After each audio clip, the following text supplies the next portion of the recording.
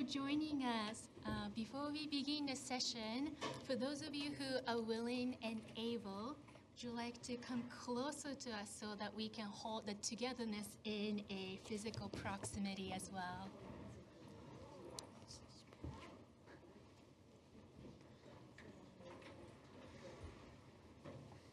We took the front two seats. Okay.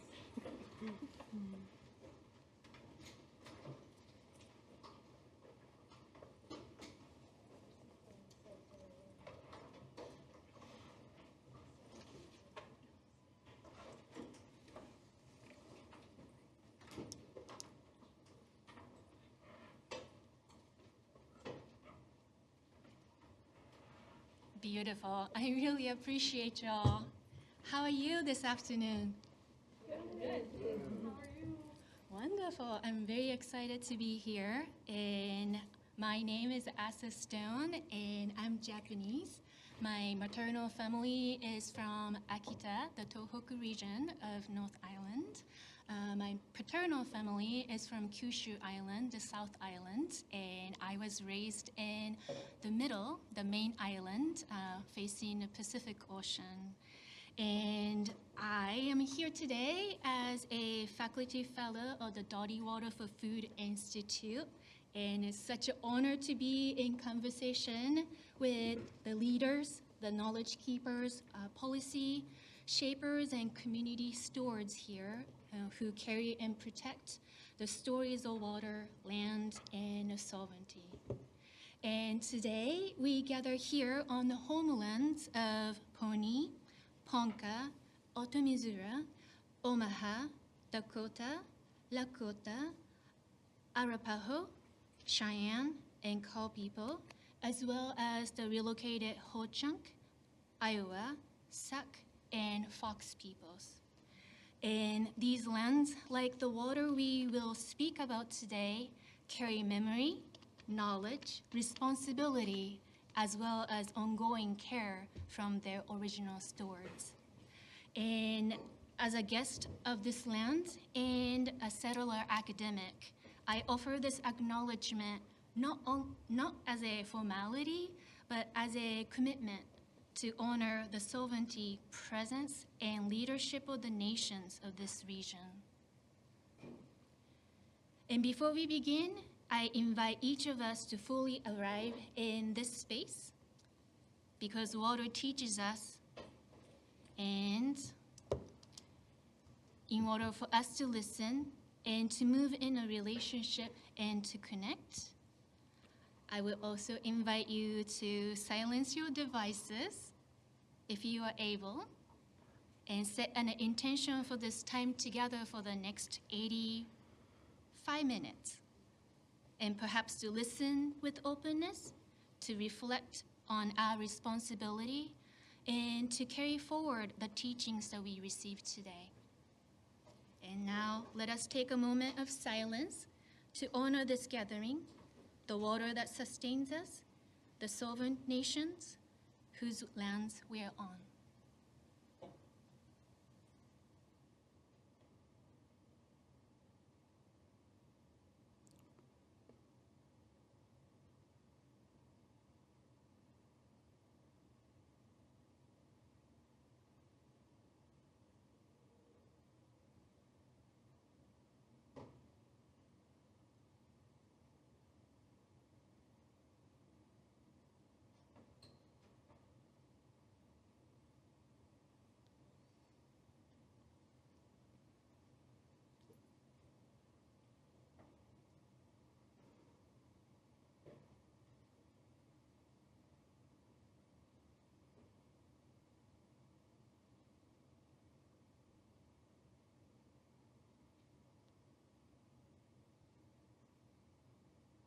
Thank you.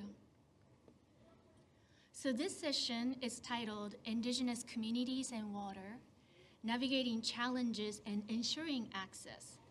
And as you will hear, water is not simply a resource, but it is a kin, it is governance, and it is teacher. So our hope today is to listen across worldviews, legal frameworks, lived experiences, and sovereignty, and to live not only informed, but to be responsible and accountable. You will find the full bios of the panelists today in the program, but I would like to briefly honor each panelist, not as their roles, but for their relationship to our togetherness today. So with that, first, please welcome Luis Marcos of the Anjoval Maya Nation, who will share with us global perspective of water.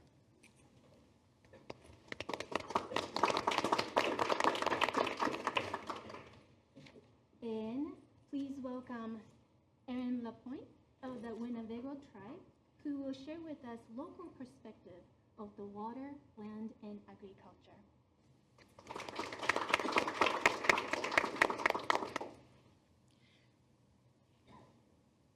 Now, please welcome Lorelei Cloud of the Southern Ute tribe, who will share with us regional perspective of the water.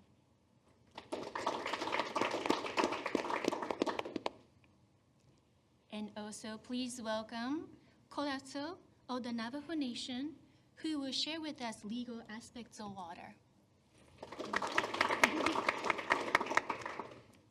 And first and foremost, thank you for all for being here and this togetherness. And with that, we will now offer 12 to 15 minutes of each panelist to share their reflections, knowledge, and teachings. And we will start with dear Luis. Luis, thank you for being here. Thank you, Dr. Stone, for the invite. Renata, thank you for inviting me and be part of this conversation, the entire UNL ecosystem. Thank you. Again, my name is Luis Marcos. I belong to the Anjoval Maya Nation. Our territory extends from South Mexico. It includes the entire state of Guatemala and the entire state of Belize and the northwestern portions of El Salvador and Honduras.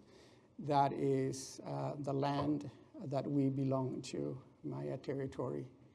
We think there's about easily 20 million, 15 to 20 million people of Maya identity on our traditional homeland. We guesstimate based on census data from the different states on our land that there are about 3 to 4 million people of Maya identity across the United States. We think there's about 20 to 25,000 in the state of Nebraska. I am on now the land of the Omaha Nation. There's about 7,000 of Maya identity in the Omaha metro area. So we are probably the largest displaced indigenous nation in the US.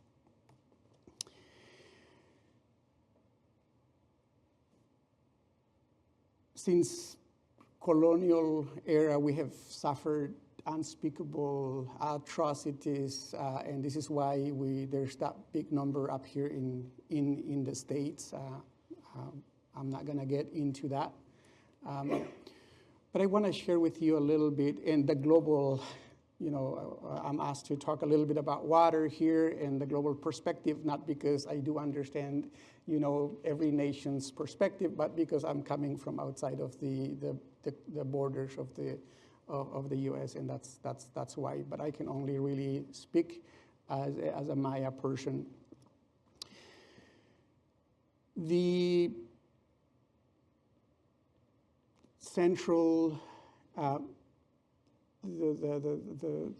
vision, our worldview, and as a Maya nation is that we are here to live in harmony and equilibrium. Not only with humanity, with diverse groups, languages, political systems, religions. Not only with that, but we're here to live in harmony and equilibrium with the plant nation, with the animal nation, with the with the rivers, with the water. So we are here to live and to create harmony and equilibrium.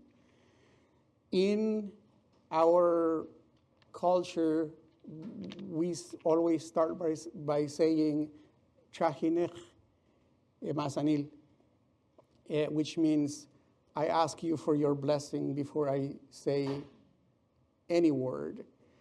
And so if I say, "Chahinech," your response should be, "Kaitu."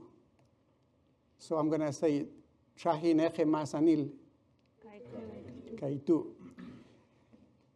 This is very important because this is to show where we're coming from. So when I say, "Chahinech," when I ask you for your blessing, I am acknowledging your divinity. You are a spiritual being that can give me that blessing. And when you say "Kaitu," you are acknowledging that you are a spiritual being, that you can actually give me that blessing, and it goes both ways. And so, in other words, everyone here is a divine presence. And this is where we come from.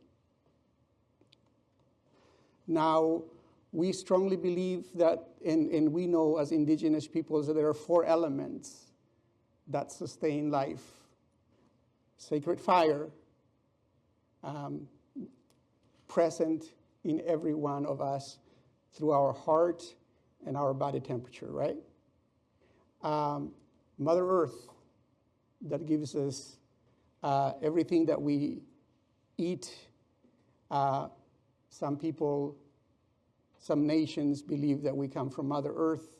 We as the Maya believe that we come from the stars, and we're here to shine. Air is another sacred element that sustains life, and water.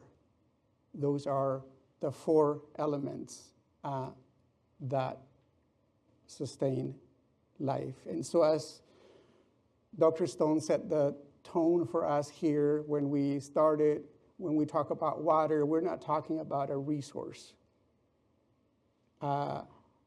We are talking about an essence. We are talking about a spiritual being that is within every single one of us. And the question is, how are we treating water? And I think my fellow panelists here will go into the legalities of access and all, but I would like to share my experience in Maya territory. We give our lives to protect water because transnational corporations, the government, state government, colonial state governments on our land see water as a resource. They don't feel, they don't see what we see, they don't understand it, they think it's a resource.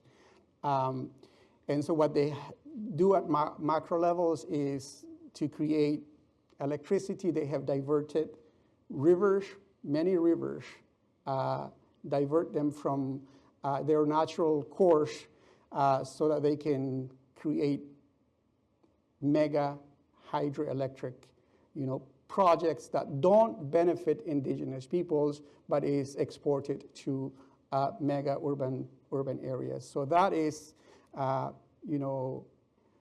lot of I belong to or I'm a spiritual and political authority within the Confederated Government of the Acateco, Chuj, Popti, and Canjobal Maya Nation. The Secretary General of our government right now is being persecuted by the state of Guatemala, just for defending water. Now, if you remember earlier, I talked about the extensions of our land from South Mexico all the way to El Salvador and Honduras. Imagine pre-colonial era when we had our land to ourselves. We did our agriculture in a way that protected water. But what happens right now, it's only 12 families that own the entire state of Guatemala, only 12 families, plus churches and other transnational organizations that buy up massive amounts of land where a family is forced to live on. Maybe my family of 10 probably had, if 15 acres, if that, and we're supposed to live on that. So instead of being able to rotate agriculture, we're forced to, year after year, plant on these 15 acres, and for now over 500 years of colonization and occupation of our land. So then the introduction of chemicals, communities have to use fertilizers so that we can have some harvest. And then what happens to those chemicals? They get into the water. And in indigenous communities, we don't have water purification systems. We drink water from the ground. And so that's my experience. That's kind of a little bit about the state of indigenous sovereignty, if you will, especially Maya. Thank you. Thank you very much, Luis. I really appreciated that global perspective that you shared with us. And next, we have Dakota. Thank you. Can everyone hear me? Good? No? Did I not? Yeah. Can you? They work? Yeah. Okay, great. Okay, I can hear myself. Good afternoon, everyone. I definitely wanted to provide some perspective and maybe set the stage for just context for the legal perspectives of how tribal nations within North America, particularly within the Southwest and western portion of America, seek access to water. And in the West, we use the legal system called the prior appropriation system. I spoke about this earlier today, so please bear with me if you heard me earlier.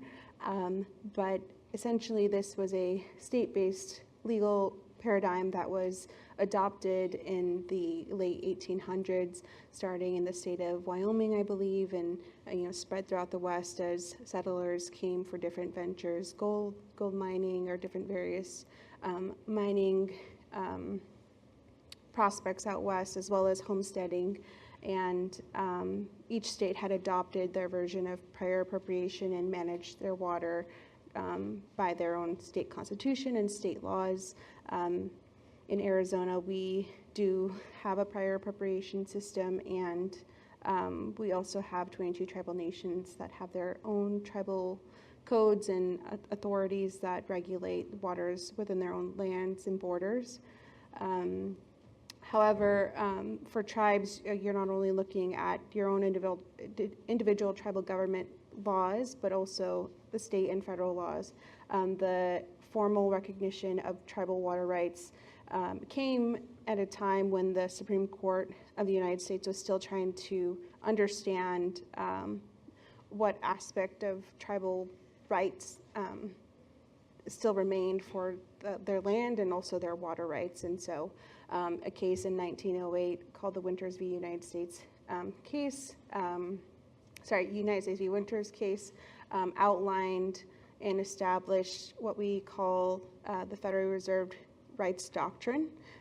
It is a very wide legal doctrine because it also includes federal rights for federal reservations of land, including military bases, national parks, other forms of military or other forms of federal reservations. And the purpose of these reservations also, or the reservation of these lands also included a specific purpose.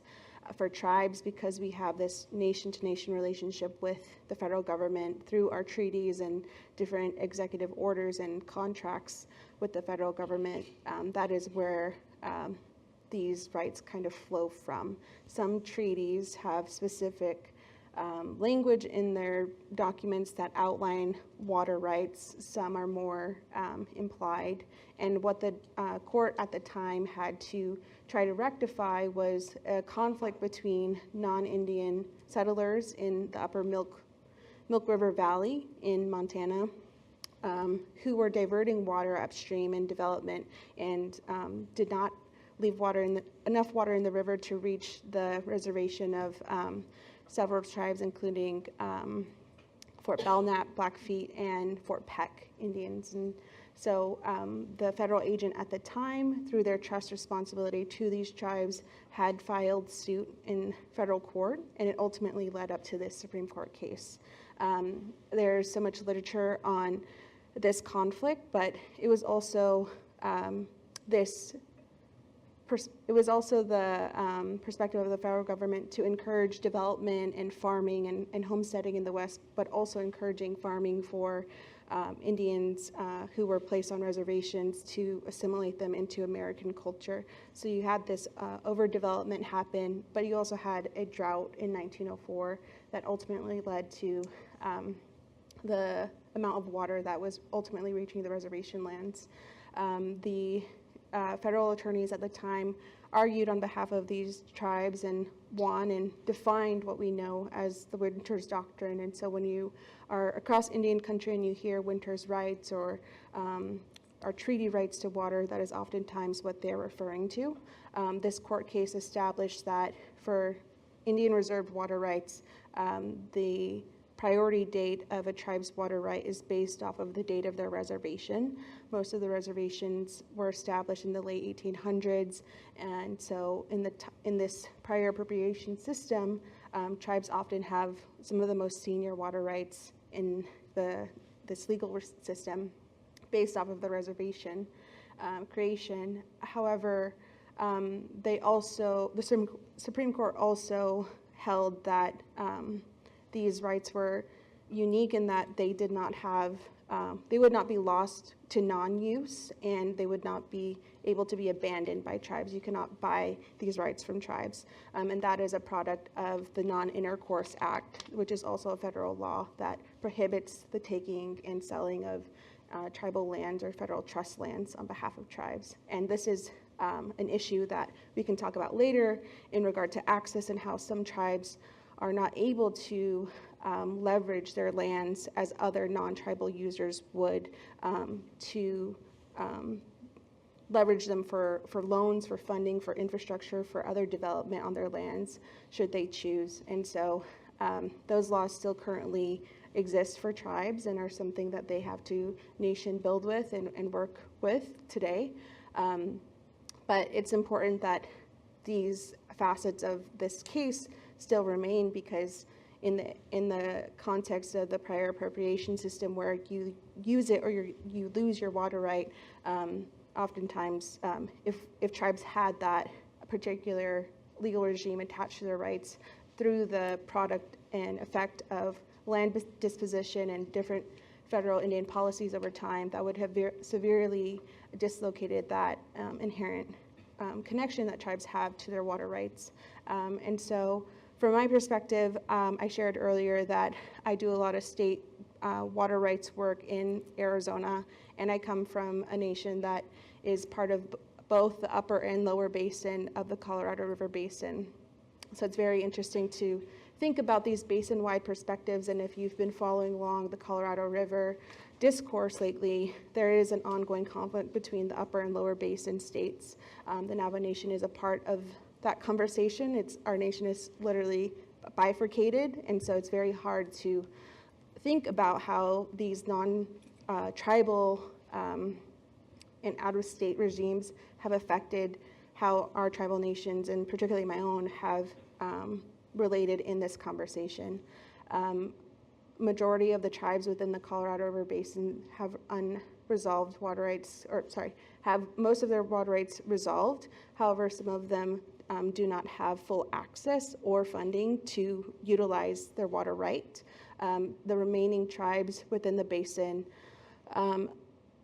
10 of the 11 unresolved tribes live within the state of Arizona, and so there is an ongoing effort to not only help tribes negotiate a settlement, but make sure that that water quantification also ensures water access.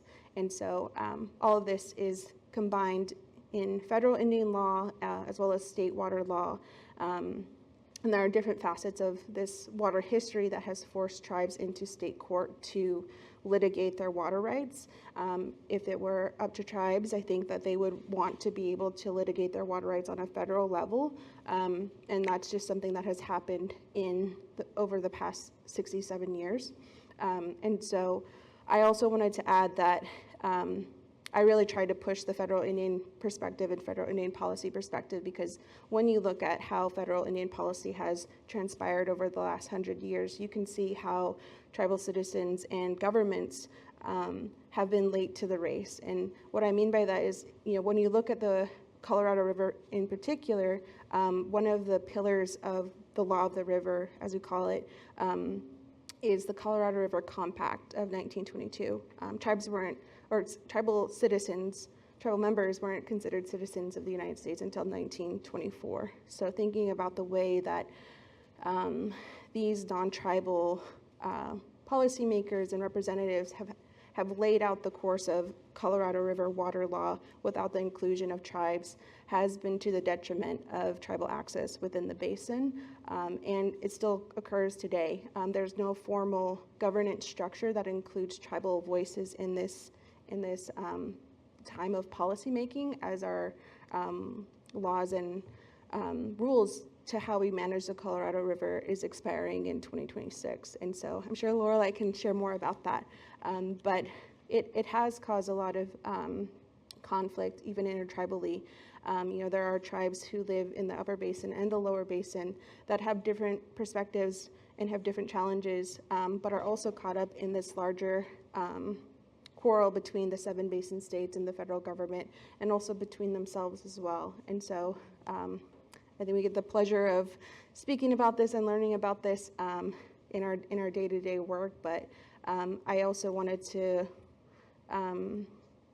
put it into the framing that we started with in this conversation, and that although we work in law and policy, and we're trying to secure access and bring these resources back home to better our communities, all of this started, I think, for me personally, because I come from northeastern Arizona, and my family lived above the Black Mesa region. And if anybody has ever been to northeastern Arizona, that is where the Peabody coal mine was established in the 70s, and my family had actually been relocated down below the mesa because of the establishment of this coal mine. And at the time of when it was in existence, it was the 3rd largest coal mine in the country, and it had provided the coal resources to fire the Navajo generating station, which was located on Navajo land, and provided electricity to most of the Southwest, but not to the Navajo or Hopi tribes. And so I didn't know that history until about a few years ago, and it's been interesting to see how these policies and laws, often coming from even my own tribal community, has affected my profession and my work. But I also went to school in Page off the reservation right near the Colorado River and Lake Powell, and drove by NGS every day. I knew many people who worked for NGS, and when the station had closed down, a lot of people lost their jobs, and so I saw that effect on not only my friends and relatives, but also on our local community in Page and the nation for my own and the Hopi tribe.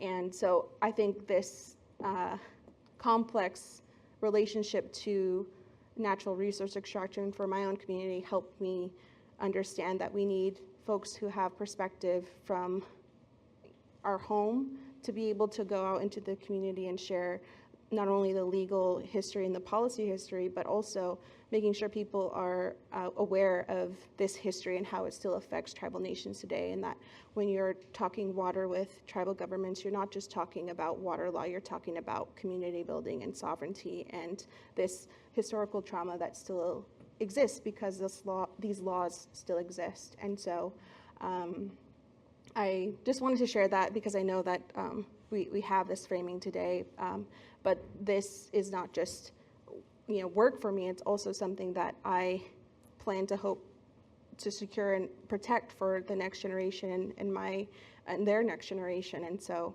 I'm very privileged to be able to do the work that I do, but also it is very hard to see this history and know that things are still slow moving and slow to progress, but it does bring me a lot of comfort to see the different perspectives and to hear the passion and the ways that people are trying to navigate this system and also disrupt this system as well and bring change to the next generation. So thank you.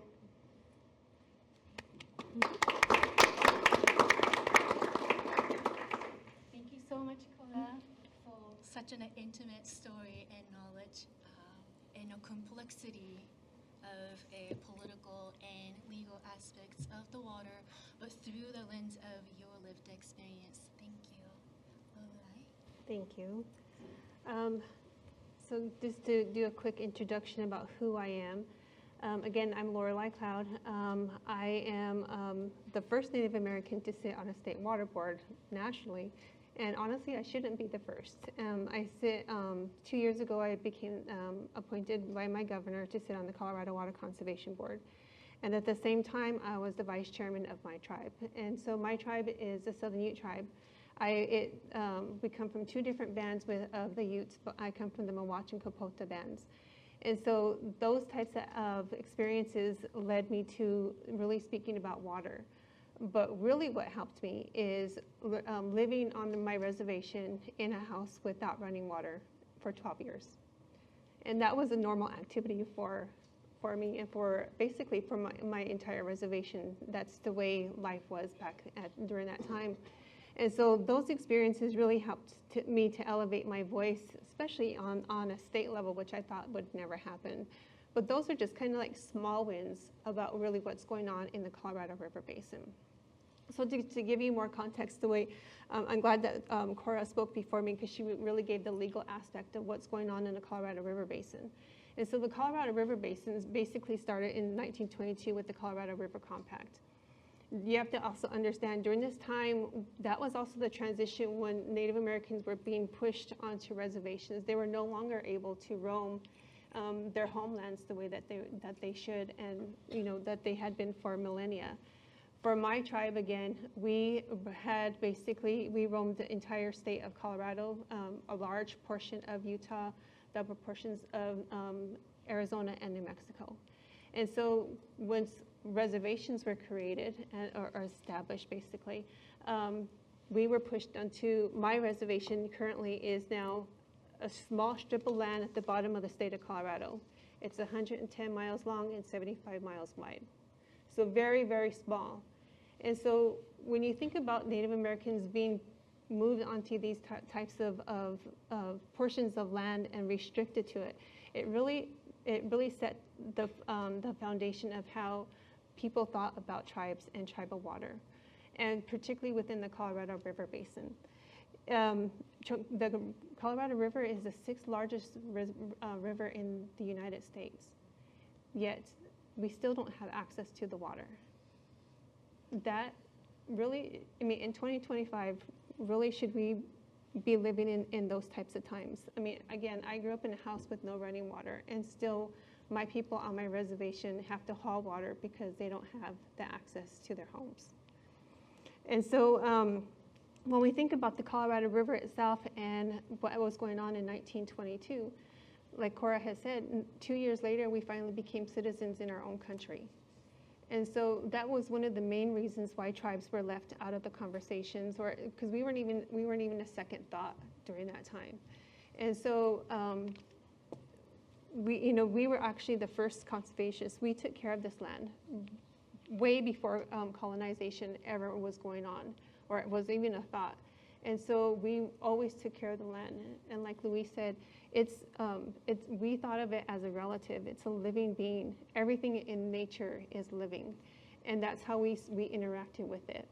And when we talk about the water and water rights, that was a new concept to us.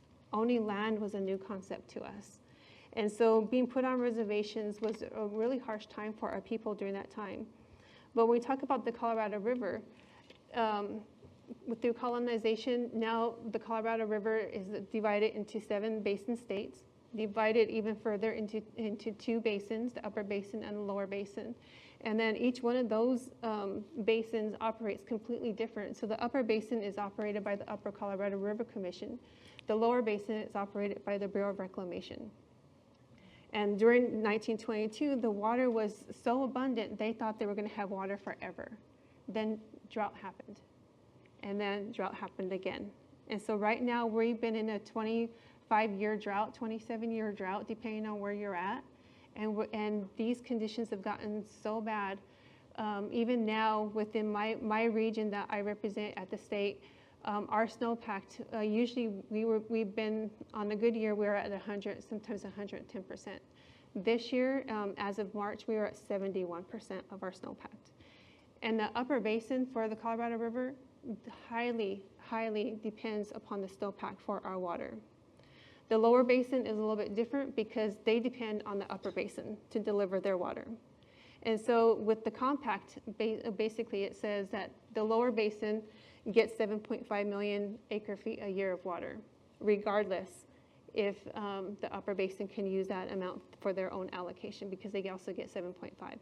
Plus they get another million something, I can't remember what California gets. So they get a large amount of water. Plus they use more water than they're actually allocated. But where that water is coming from is all the unused water from tribes because they're not able to develop their water. That's the water that they're using that is part of the over-allocation of what's going on in the Colorado River Basin. So when you think about that, it's the tribes that have been, they're the first to feel the mismanagement of water and water rights within the entire basin. And most likely they're going to continue to be the ones that are going to feel the mismanagement of the water, because right now there is not any type of formal mechanism for them to participate in the discussions for the management of the Colorado River Basin, regardless if the negotiations are going on currently, which actually those have been stalled, and so we're not too sure what is going to happen. The current guidelines expire at the end of 2026, and right now we don't know what is going to happen. Prior to this, we're going to take a little trip back in time, back into 2014. The Bureau of Reclamation created, they had conducted a water study for the basin. Not a single time in 2014 did they ever talk to any of the tribes about this water study. And the 10 Tribes Partnership at the time, it's 10 tribes within the Colorado River Basin. They formed in 1999 because they were left out of the conversations. They pushed their way in, basically, created their own organization. And they were the best advocate for the Bureau of Reclamation, but not a single one of them reached out to the tribes. And so that's kind of been their norm for them, is that they've never reached out to tribes. They've never had those discussions. But when the partnership found out about this tribal water study, they demanded they have put out another water study, specifically just on tribal water. Finally, they were reluctant, they did it, and then in 2019, December 2019, I was actually the chairman of the partnership at the time, and we finalized the tribal water study. Commissioner Brenda Berman signed off on it. But this water study showed exactly what we already knew as tribes. 10 out of the entire 30 tribes within the basin, 10 had 20% of the entire river system. 10 out of the 30 tribes. That's major, because not a single municipality in the whole river system had the amount of water that 10 tribes held together. And so now currently we have more tribes, again, that are settling their water, so that number has increased. So basically you could say that the tribes in the river basin hold 1/3 of the entire river. Yet they're left out of conversations, major conversations that affect their water. Do you want to know why? Years ago, I'm not sure exactly what year, it was considered that that states needed to take care of their Indian problem because they were a danger to other tribal water, they're a danger to other water right holders. That's why tribes were left out. It's also so that water can be used as a resource and the tribes won't get their water. So tribes like me in Colorado, there's only 2 tribes in the state of Colorado. My tribe, my reservation was opened up to settlement, so that my little strip of land is very deceiving because you would think that's all tribal land. It's not. I have 2 counties, I have a national forest, I have a lot of private land ownership, I have state ownership, I also have county land. All of these things are going on within my own reservation. And so the land status is completely fractured. It's called the checkerboard status. So most of the time, my non-tribal neighbor will get water when I won't. And that happens every single year. A couple years ago in 2021, our water was shut off, all tribal water was shut off in August, and our neighbors got water till October.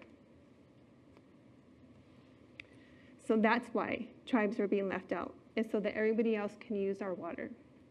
So right now, I know with the alternatives, there's a really big push, and thank goodness 2 out of the alternatives, the last time I read the alternatives, spoke about tribal water and tribal inclusion.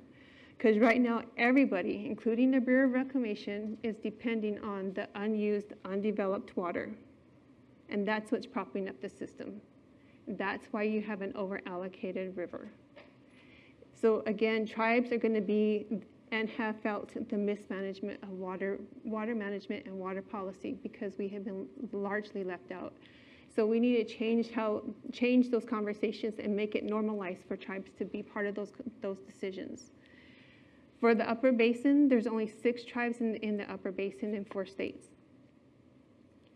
Just recently, a couple years ago, the Upper Colorado River Commission signed an MOU saying that they're going to start having negotiations or including the tribes in the conversation and sharing data. First time in 100 years that's ever happened.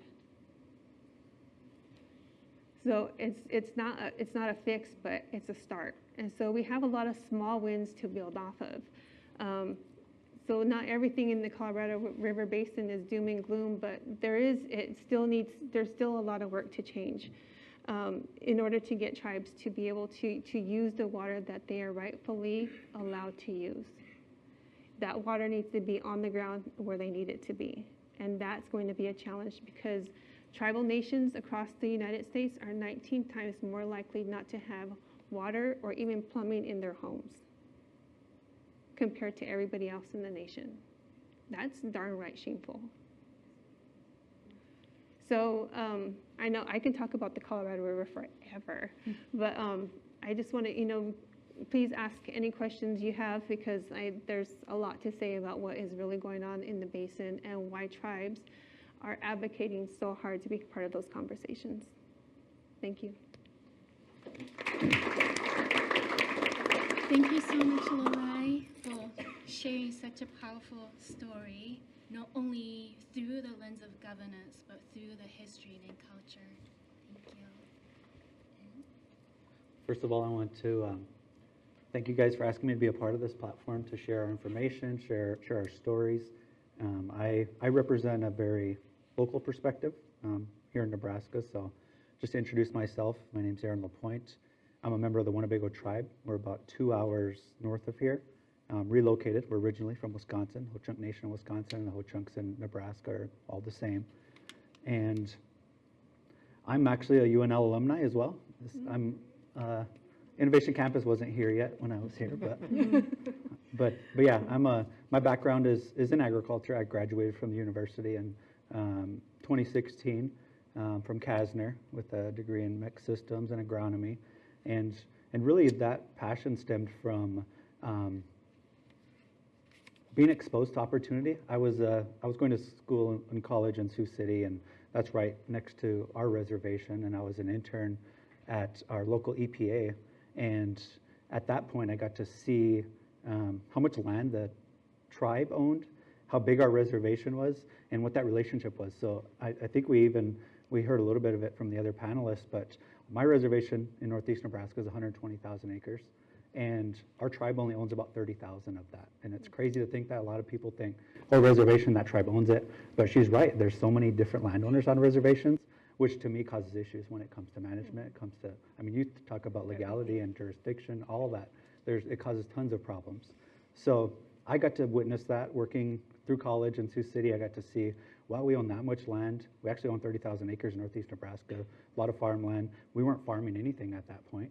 And we were renting it all out to non-native farmers, which to me was a concern because that's a huge opportunity, economic opportunity. It's a sustainable opportunity for us to manage it in the way that we feel is right. If you'll probably hear it from any Indigenous farmer or anybody practicing agriculture, Indigenous agriculture is much different than your mainstream agriculture. I feel like Indigenous agriculture is very generational. We manage our land, we manage the way we practice agriculture in a way that we want to be thinking about the next generation to have that opportunity. So my background was I got exposed to agriculture there. I was going to school on East Campus, never even touched foot on a farm at that point, which was kind of crazy to think that, being over on East Campus. Didn't quite fit in, but I was on a mission. I seen opportunity. I knew our tribe could have a great opportunity to kind of reclaim not only the agriculture side of it, but their land as well. So through that, I was at the university, graduated in 2016, and at that time, our tribe has a economic development corporation, 100% owned by the Winnebago tribe. It's called Ho-Chunk Inc. Some people may know we have a pretty large presence in the state of Nebraska, but they started a farm, and really the reason they started it was to leverage non-native farmers to pay fair market value, but it really grew into much more than that. A lot of our land, we might have our land, tribal land here, non-native land here. We're getting $125 an acre. These guys are getting $250, same exact land. This is being managed by the federal government, and these people are obviously their own private landowners. So we developed Ho-Chunk farms to help not only take over and start farming our own land, but in some cases we might not farm it, but we move them up to fair market value. But through that was a lot of other work that took place that I'll dive into a little more deep and later in my presentation. But anyway, seeing the opportunity, I came back to Winnebago. It was really my mission to go off, get educated, come back to my community. They invested a lot of time and resources into me. They helped me pay for school. Really, we're a small reservation. There's about 6,500 members and small town in Winnebago, Nebraska. But yeah, I really wanted to go out, get my education, and come back and find a way to utilize that. I come from a family of tribal leadership. My father was tribal chairman. His father was tribal chairman. A lot of my family is very active in our tribal government. And it was funny because a lot of my father passed when I was 8 years old, so I didn't get to be a part of like a ton of the work that he did. But I always heard the stories of his passion for agriculture. So that's really what kind of pushed me in that direction on top of the opportunity. So to move forward, I graduated. I was an intern at Ho-Chunk Farms, and I got a full-time job there. And to give you a little background of Ho-Chunk Farms, like I said, there was a lot of issues when it comes to tribal land, when it comes to access, to management of it. Like I said, the federal government manages it. And our tribe really found ways to leverage sovereignty. That's one of the points that I wanted to bring up, because a lot of tribes, they have huge resources. A lot of tribes, their largest asset is their land. But not a lot of times they don't even have management of it. They don't have control over it, because it could be fractionated so thinly that the tribe doesn't have enough control to say what happens on it. And then the power of attorney switches over to the Bureau of Indian Affairs, and it's kind of up to them, which can be scary from time to time. But yeah, so our tribe actually started Ho-Chunk Farms, and then we actually developed a law that, and tribes, when I say leverage sovereignty, we have the ability to develop our own laws and policies as our own government, and those laws can be incorporated within the jurisdiction of our reservations. So we actually developed our own tribal land lease policy, and the way that the federal government through the Bureau of Indian Affairs, the way that their policy is written is that we manage it unless the tribe has their own.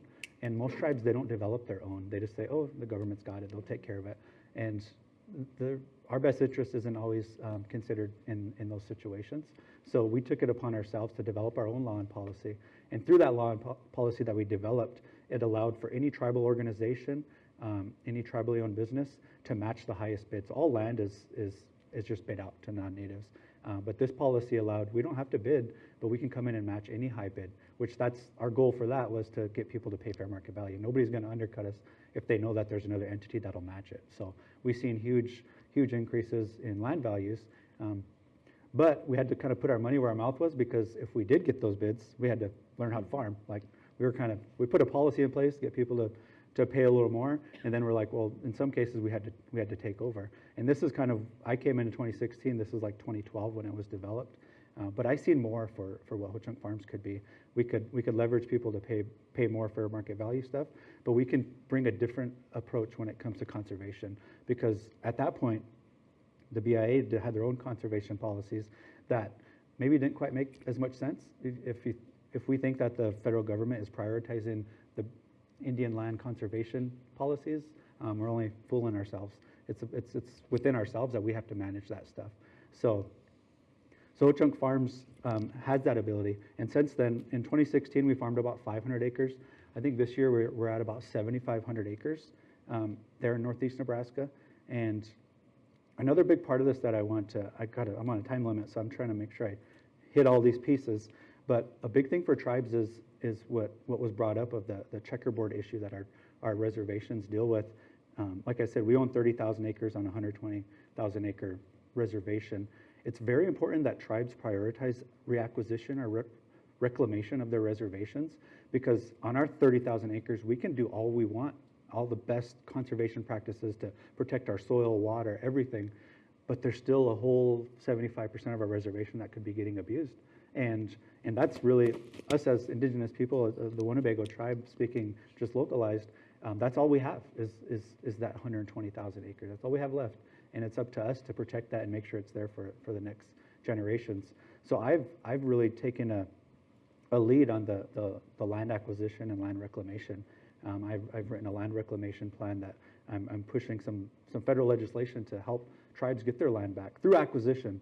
A lot of tribes, they'll beg for it back. They'll fight as hard as they can because they feel like they deserve it. I think an economic approach can also be sustained to do this as well. So those are some efforts that I'm working on. But leverage your sovereignty to develop these policies. So reclaim your reservation and then develop your own policies and strengthen them to a way that fits what you need.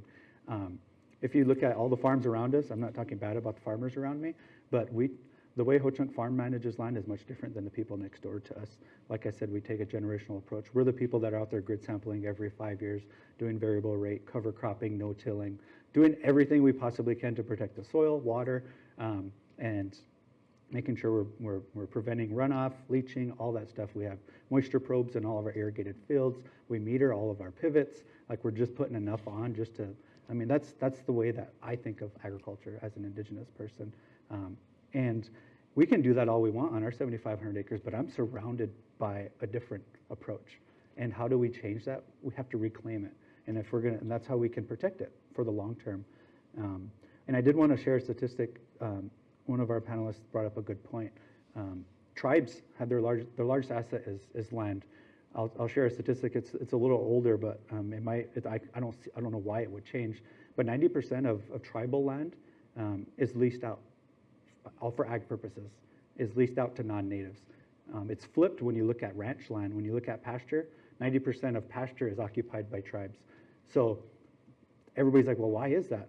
Well, if you're a cattleman, you can leverage your cattle as your asset to farm or to be a cattleman. In row cropping or in cropland, most farmers will leverage their land to get an operating loan. One of our panelists brought it up. All of our land is in federal trust, so we can't leverage it. So a lot of times you don't see tribes participating in agriculture because they don't have the financial resources to do it, and they have these huge land bases, but they can't leverage it for a loan because it's protected by the federal government. So if we tried to and we faulted on our loan, that bank couldn't come take our land because it's protected by the government. So nobody's going to lend us money to operate. And in In agriculture here in northeast Nebraska, where it's row cropping, I mean, you need financial resources to do this. You're planting something that takes 110 days, whatever, before you're even seeing any sort of revenue. The only reason Ho-Chunk Farms is able to operate is we have a huge corporation in Ho-Chunk Inc. that we can leverage to get financial resources to do so. But all tribes, there's not a lot of tribes that have that luxury of a large corporation to get working capital with. So we can say we want to do all these great things from a sustainable conservation standpoint, but I really feel like we're dealt a really terrible hand when it comes to having the ability to do so. Our largest asset is tied up. We can't get an operating loan to farm. Easiest way, let's just lease it out to anybody, and it's kind of up to them on how they do it. We get the smallest portion. We're that 2 to 3% return, where in other cases it's much different. So I wanted to share that with you guys as well, and how access to land reclamation, policy development, and strengthening of certain policies is extremely important for Indigenous ag to protect our water and our soil, because those two work hand in hand. That's Thank you. Thank you, Aaron, for sharing not only a local perspective, but the connectedness of the water and land and agriculture. And let us thank all of the panelists once again. And thank you for sharing stories and teaching with us. And with that, let's begin a conversation. So we appreciate the affirmation and the reminder that each tribal nation's sovereignty. And what are the risks when institutions overlook that truth? And what would it look like if those institutions truly honor your nation's leadership in water governance? And I would like to start with dear Cora.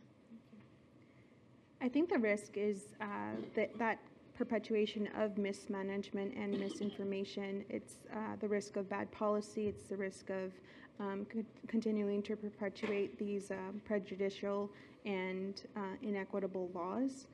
Keeping the status quo only detriments tribal sovereignty and tribal nation building. As I've shared, we're still operating with laws that were created in a time when sovereignty and tribal representation wasn't a trendy topic or an intentional aspect in our policymakers' minds. But I do think that that in this time we're in now, I think the biggest risk that we're seeing is this misinformation of how tribal water, tribal ag is talked about, and the relationship between tribes and the federal government. And I think in particular, coming from a university perspective, we see this at Arizona State University of this, and across the state of Arizona, of this conversation about diversity, equity, and inclusion, and the correlation of tribal affairs in that discussion. Those are not discussions that should be connected. As I've mentioned, tribal sovereignty and the interests of tribes are political and legal relationships that are not race-based.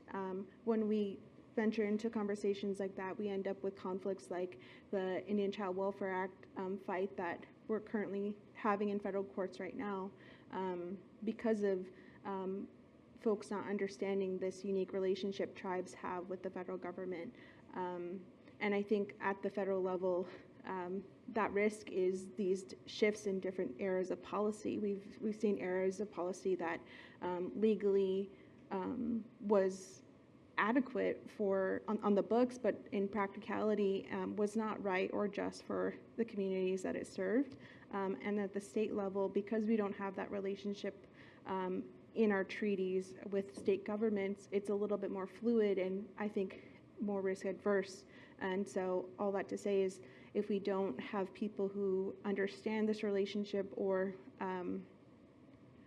understand the jurisdiction and the unique sovereignty of each nation, then it does cause bad policy, because as I mentioned earlier today, in the state of Arizona, we've had different administrations come in and try and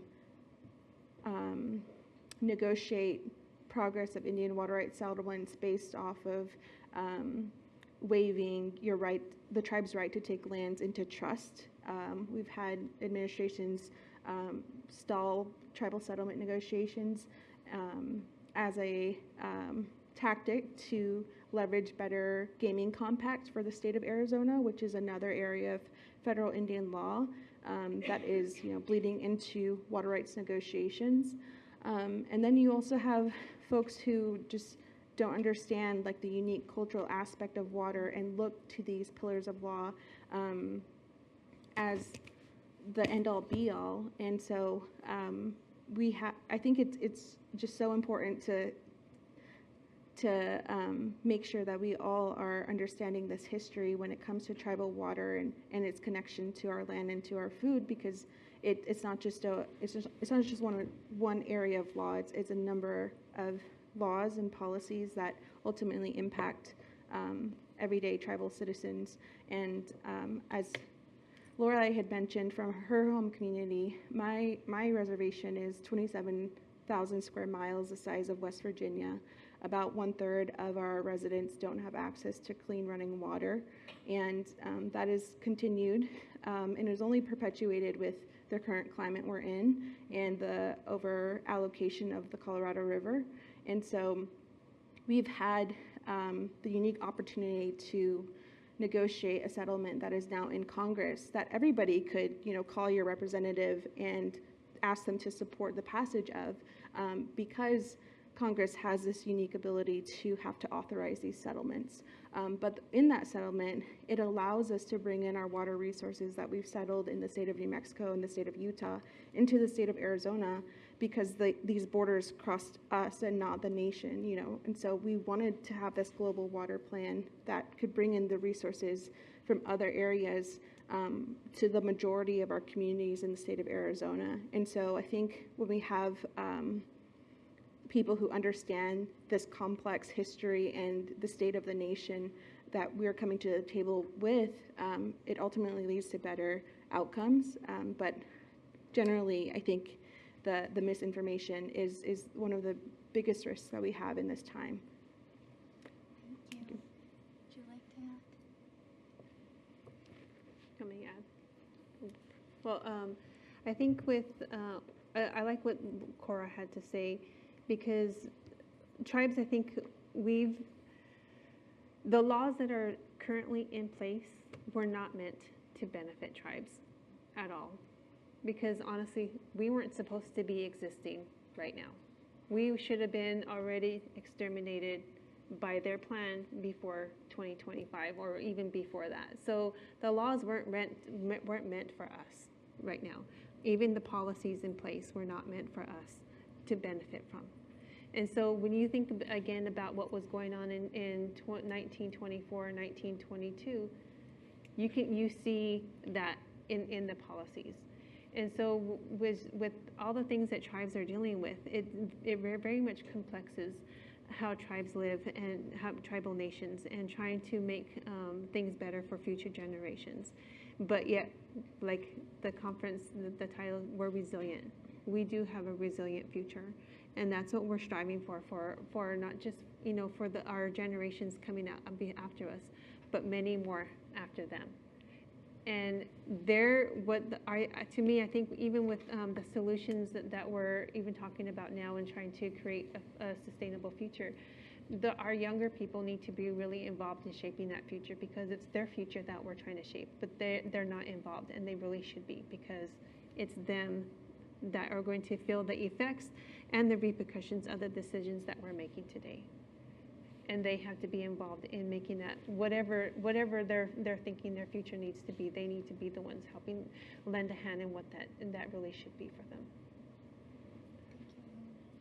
I can piggyback a little bit off. I just want to share something fairly minor to it, but one thing I think that is a risk for these institutions that maybe do overlook that is the very unique perspective that tribes bring to some of these spaces.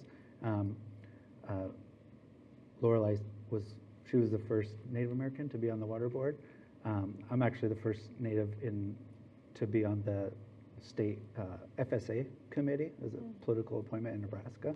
And one thing that I feel has really opened that level of governance's eyes is that tribes bring a really unique perspective to the table when we start talking about the development of policy, law, how things are incorporated, developed, whatever that looks like. And I think we're seeing a huge shift in Indian country of tribes or tribal leaders occupying spaces that bring value. And I think like Lorelei sitting on that board, myself sitting on the state board, we had a lot of tribal presence on some of the federal seats of how we can occupy that space. I feel like we have to, as tribes, we have to take ownership of that. Maybe it was kind of us not willing to occupy those spaces. We wanted to keep it to ourselves. But I think it's really important. I share this a lot when I speak to other tribes or schools or whatever it is we need to put ourselves in those spaces because we add a ton of value, especially when it comes to the development of policy and law. Because we bring up, if we want our voices heard on our tribal lands, or we want to make large scale change, we have to occupy those spaces and not be afraid to. So I feel like there's a lot of value in that, and I think that's something when you start talking about other institutions overlooking that or not respecting tribal governance. Well, we have to occupy that space too. We have to make our governance, our leadership accessible for those platforms. So I just wanted to share that because I think it's a truly important aspect.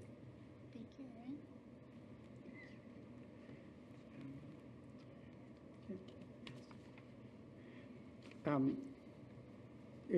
Aaron. First, thank you again, Aaron. We look up to what the Winnebago tribe of Nebraska is doing. We're following an evidence-based process called Native Nations Rebuilding. It involves over 30 years of study by Harvard University and Indigenous peoples, the University of Arizona, and Indigenous peoples to really do what Ho-Chunk is doing, what the Winnebago tribe is doing. As the Maya nation here, we're rebuilding our government, rebuilding nationhood.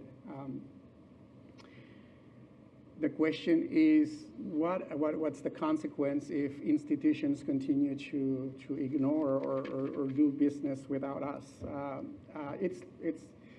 For us, it is life and death, really. For our common humanity, in the long run, I think it is life and death. Because if we're not there, eventually, this is not going good. I would love to just build on what Lorelei and Cora just said about policy.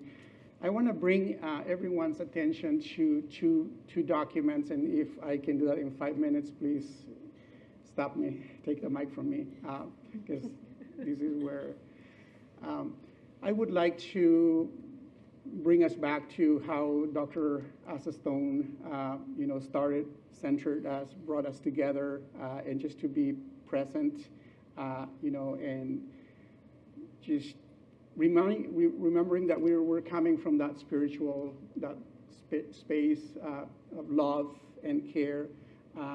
So I just want to center that before I say a couple of things. When it comes to policy, and you were able to kind of know a little bit about who we are here, my co-panelists, but I wish I knew who was here. I met Matt with the Texas Institute of Water doing work in Africa. I know Dr. Michael, climatologist, if I remember well. But who else is here?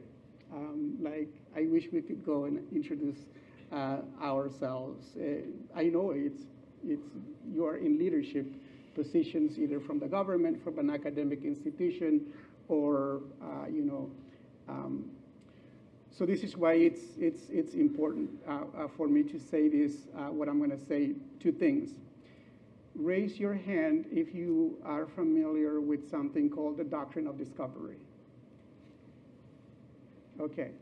I am very happy to see that at least, almost 50% know about it. This is the Doctrine of Discovery.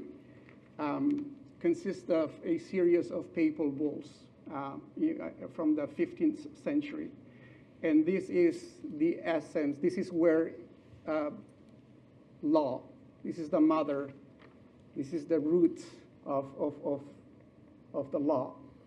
I'll read this one to you. 1452 from Pope Nicholas V says, invade, search out, capture, vanquish, subdue all Saracens and pagans, whatsoever, and other enemies of Christ, wheresoever placed, and the kingdoms, the dukedoms, the principalities, dominions, possessions, and all movable and immovable goods, whatsoever held and possessed by them, and to reduce their persons to perpetual slavery, and apply and appropriate to himself and his successors the kingdoms, the dukedoms, the counties, principalities, dominions, possessions, and goods, and convert them to his and their use and profit. Pope Nicholas V, 1452. There is one with similar language. It's called Inter Caetera for this continent here. So this is when we come from love and care and acknowledging our divinity. This is where the U.S. law comes. This is the language. This is the basis. This is the foundation. And they do not teach this in law school. They will teach technicalities, but they're not going to teach this in law school. So most attorneys do not know this. I want to bring your attention to something called the preliminary study of the impact of indigenous peoples of the international legal construct known as the Doctrine of Discovery. And this study was done by the Permanent Forum on Indigenous Peoples at the United Nations. So if this is the preliminary study, and this study is done here within the borders of the United States. So this is why they call it the preliminary study. This will tell you in the 1800s, it's when there's a case called Johnson v. McIntosh.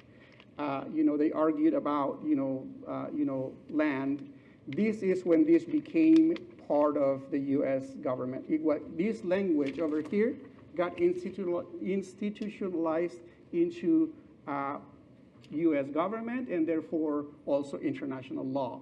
So this is what we're looking at. The other document that I wanted to bring your attention to is the UN Declaration on the Rights of Indigenous Peoples. It took indigenous peoples over 36 years of intense negotiations at the United Nations before it was approved in 2007. 196 countries signed it, approved it, except 4 nations. Guess who those 4 are? Any guess? U.S. Canada, I think. Yeah, U.S., Canada, and two European countries, I think New Zealand and Australia. I think those are the 4.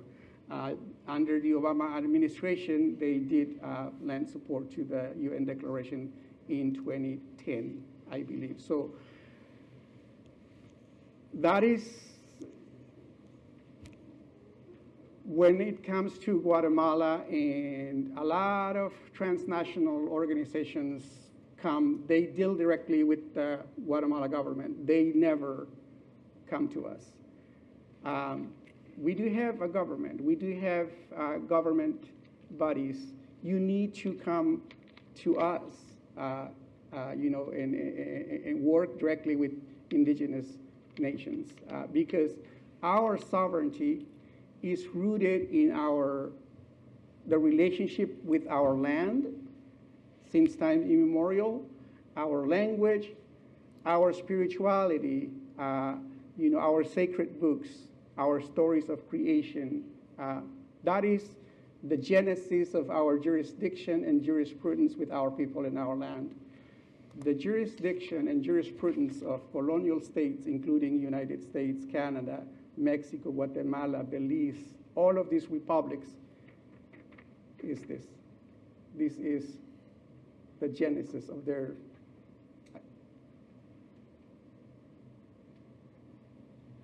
aspiring jurisdiction and jurisprudence. So thank you. I hope after saying this, we still have harmony and equilibrium, because that's where I'm coming from harmony and equilibrium. And until we make this right, until we correct this, we're not gonna have peace, because peace is not the absence of conflict or war. Peace is the presence of justice. Until we abrogate this, we dismantle this, our humanity is in danger. We are a species that is capable of self-destruction, and this is what's driving this. So, thank you. Thank you, Luis, for such a powerful share. That it's really important to understand the complexity of water and the relationship that comes with it, and the structure that changes the nature of our relationship with the water. With that, what are the things that you all wish that we understood and knew more? And I would like to lean into Lorelai. Great question. From my perspective, and I guess from my own tribe, I think what I would want people to understand more is there's 574 federally recognized tribes within the United States. Every single one of them is going to be different and govern themselves different. And you need to learn about the tribes that are in your prospective states, because you're living on their homelands.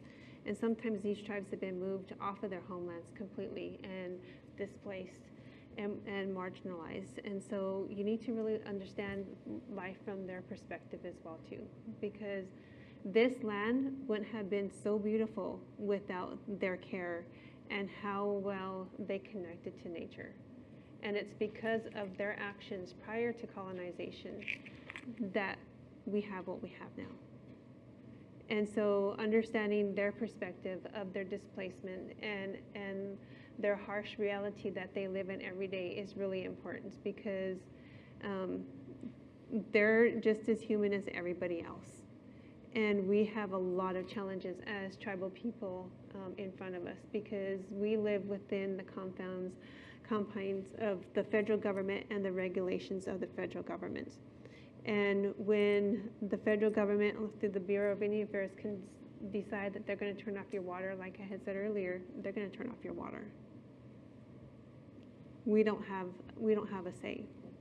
And for my tribe, we have a couple of different water structures that really compromise how we put water on the ground. And we have one's called the Pine River Irrigation Project. It was put into place in the early 1800s, and it's about, through my reservation, again, it's really small, it's 175 miles of canal systems. In order to deliver water to a tribal member, we have to deliver water to a non-tribal member, because that's the way the system is set up. But this infrastructure has failed, and the last time the Bureau of Indian Affairs ever maintained their own system, it's a federal system, it's not owned by the tribe or anybody else, but it's owned by the federal government. The last time they maintained it was in the 1960s. And so this system hasn't worked basically since the 1960s, and every single water user pays their own fee every single year, even now, for water that they don't receive. And they pay that money to the federal government. And the federal government turns around and says they don't have enough money to fix their own system. So I deal with that. I deal with another project on my reservation. It's called the Animas La Plata Project. And it sits just right off the side of my reservation. It sits on the driest side of my reservation, but we can't access this water because there's not an infrastructure in place.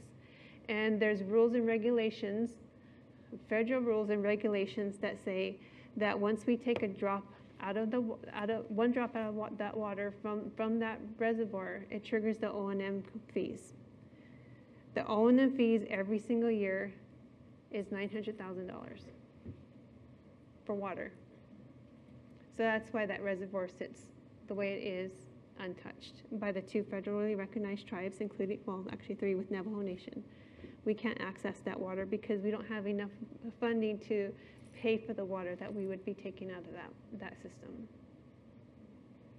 So again, laws are not set up for tribes to benefit from, but they're set up for everybody else to benefit from.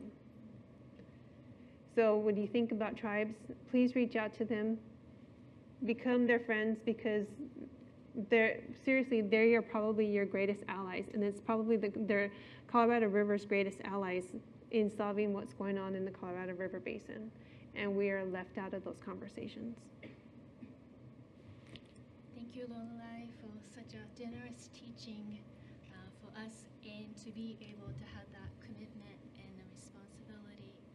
And with that relational and integrate ways of understanding the water and land, Erin, would you like to share what we could do in terms of each of us, not only learning from us, you, but something that we can take home with us? I'll try and make it quick because we've got 9 minutes, and I hope you guys have time for some questions. I think that's the best part of a panel. But I guess something to take away would be, and I really bring a tribal perspective, which I'm sorry if you're not working in that space, but I think one takeaway would have to be to take ownership, and taking ownership in the conservation of water and soil as an individual, as a leader, whatever. If you're not the one actually occupying or doing that, if you're facilitating it, if you're governing it, if you're participating in it, whatever that looks like, take ownership in it. And Luis was sharing a very powerful word of harmony. I think that's a very important approach when you talk about agriculture. And I think if you can take something away from something that I've shared, or my perspective on agriculture, is taking a holistic approach to agriculture and doing it in harmony, and taking ownership. Don't feel like, I hate to hear when it's like, oh, it'll be fine, or there's an endless amount of water, will be just fine. If we have that approach, we're gonna have a really eye-opening experience one day. And it might not be us, but we got to be thinking generationally. So. Thank you for that energy, and appreciate you. Well, with that, I would like to open the space for reflections and questions from the attendees.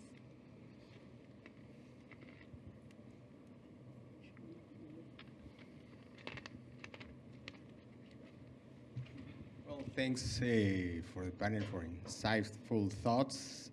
The question I have for you all is, what is your vision about the current state of youth and their connection with the land? And what do you think, and I think, Lorelai, you mentioned something about that, but what do you think can be done in order to strengthen, rebuild, or reconnect youth with the land? Reconnect with the land. I didn't quite get the question. How do you reconnect with the land, basically?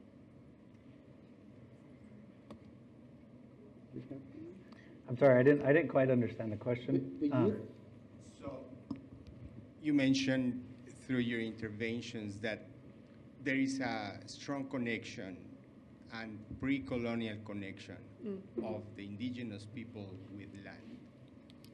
But there was also brought in some of your interventions that youth or the new generations are not as engaged as elders or other ages people, how they build this connection, perhaps because of colonialism, perhaps because of the struggles of the daily life. So the question is about how reveal or how you connect, Yeah. and the youth connects with the land in your own Yeah, communities. I got it now. I guess to answer that question, I think to reconnect was really to reoccupy. We were farmers as Indigenous people. I mean, we created corn, like we should know what we're doing. But I think one way that we've been able to do that is by reoccupying that space in agriculture, obviously, by taking control. One big thing that I feel like has really allowed my tribe to reconnect is we now are producing our indigenous foods again. And when we lost a lot of that, a lot of our history, a lot of our teachings are oral. They're shared, and they're shared at certain times.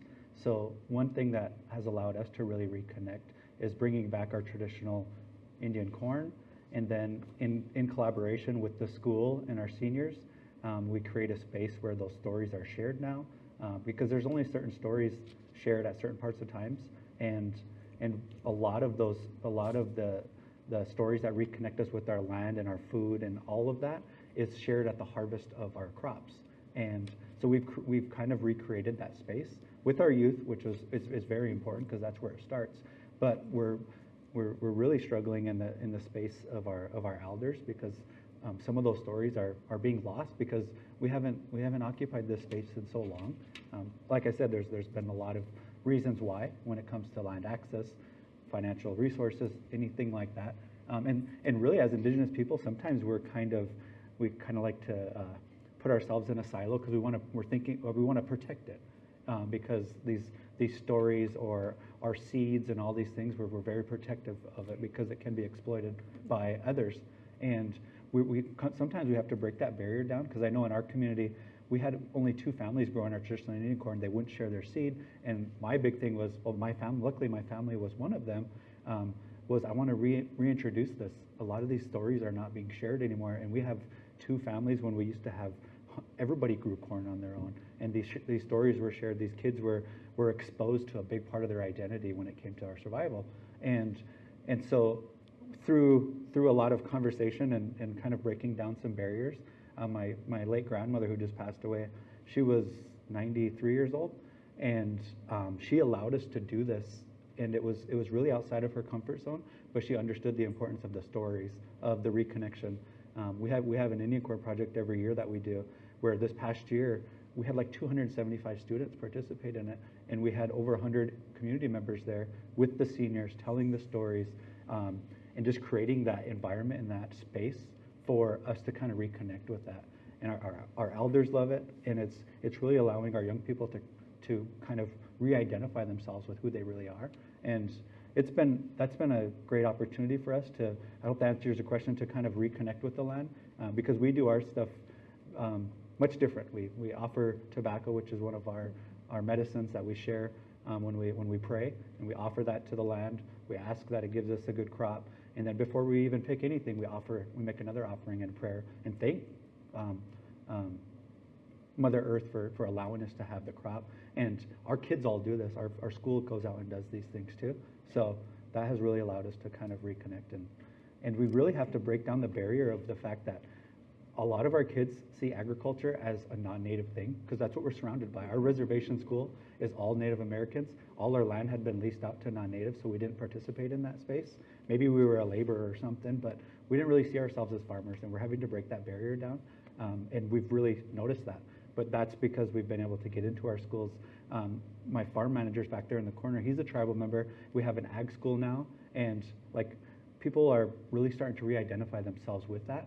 And I think that's an important part of reconnecting with our land too, is knocking down the barrier of, we can be farmers. We were always farmers. We're the originators of this. So let's reoccupy this space. So, but it really starts with our youth and getting into the educational systems to show them that we can do it. And it takes people like myself, tribal members, to go off, do that, show them that we can occupy that space, and we can be successful, because as Native students really can connect with a familiar face.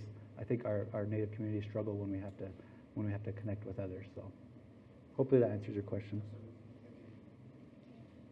Do we have time for one more question?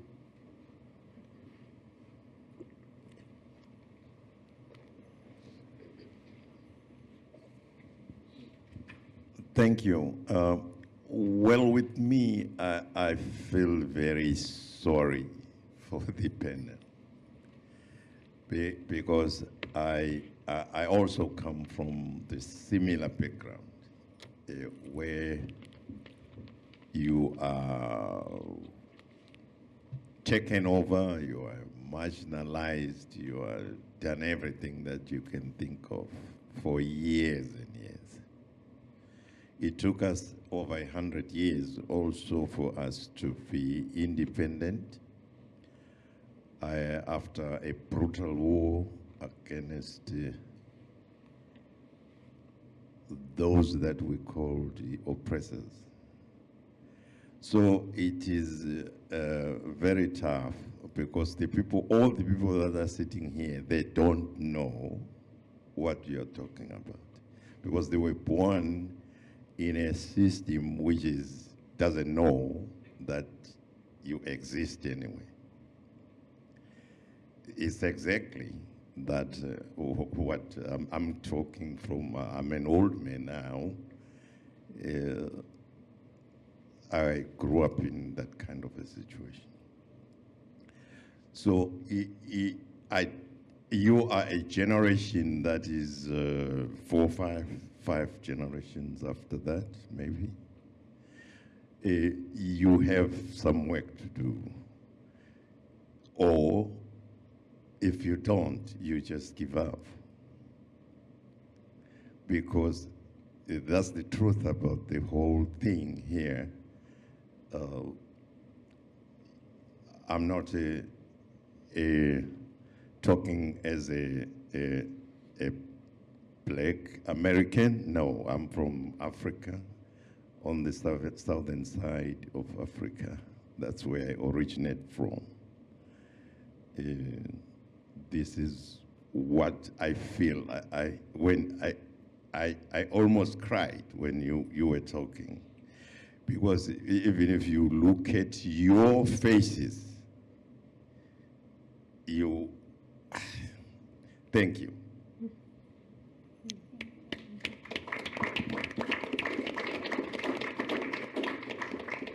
And thank you all for joining us today.